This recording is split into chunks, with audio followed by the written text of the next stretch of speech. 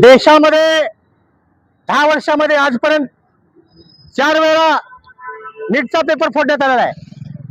नीटचा paper फोडून देशामध्ये 23 लाख विद्यार्थ्यांच्या स्वप्नावर पाणी घालणाऱ्या हरामखोरावर कारवाई झाली पाहिजे। कुलकर्णी असतील, मोठेगावकर असतील, गायकवाड असतील, खैरनार असतील आणि कोणी असे भडवे असतील त्या सर्वांवर कारवाई झाली पाहिजे। हे भडवे शिक्षणाच्या नावाखाली दलाली करून लाखो रुपयाची कमी यांनी केली, विद्यार्थ्यांची फसवणूक केली, पालकांची फसवणूक केली, डॉक्टर होणाऱ्या विद्यार्थ्याचं भवितव्य त्यांनी आज अंधारात टाकलाय।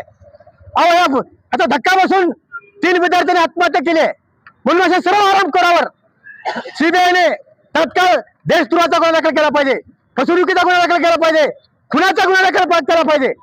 देशामध्ये या घटना आज शिक्षण वाघिणीचं दूध आहे, डॉक्टर बाबासाहेब आंबेडकरांनी म्हटलं होतं, मात्र या शिक्षणाला भादारी करण्याच्या भडव्यांनी केलाय। पुण्याच्यावर कारवाई झाली पाहिजे ही बहुजन विकास अभियानची मागणी आहे।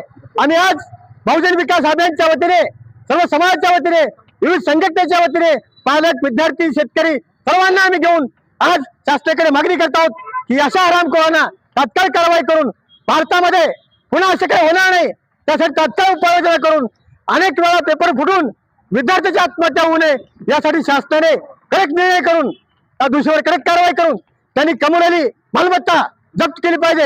आजपर्यंत वर्षाला 22 लाख हजार कोटीचे उलाढाल या ठिकाणी होते, हा पैसा आला कुठून?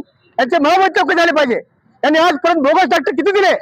खऱ्या डॉक्टरला आज बाजूला ठेवून बोगस डॉक्टर निर्माण केले, त्यांच्यावर कारवाई होऊन देशाला संकटात घालणाऱ्या, देशाला फसवणूक करणाऱ्या, देशाला आज बदनाम करणाऱ्या या घटनेचा बहुजन विकास अभियान जाहीर निषेध करत आहे।